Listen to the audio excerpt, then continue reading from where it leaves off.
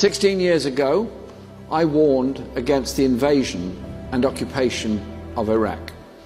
I said it would set off a spiral of conflict, of hate, of misery, of desperation, that will fuel the wars, the conflict, the terrorism, the depression and the misery of future generations. It did, and we are still living with the consequences today of that decision in 2003. I was also one of the few in Parliament who warned against the NATO-led intervention in Libya in 2011.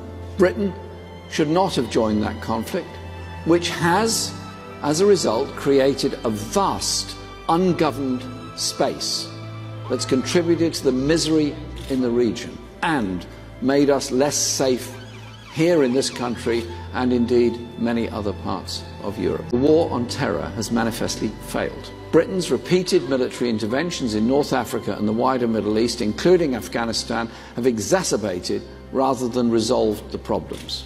Now, we risk being dragged into a further conflict with Iran on the side of the Saudi regime, which is itself an enemy of human rights and prolonging a desperate humanitarian crisis in Yemen, interfering in its neighbours' affairs and murdering journalists. This policy has not made us one bit safer. If anything, it has made us less safe.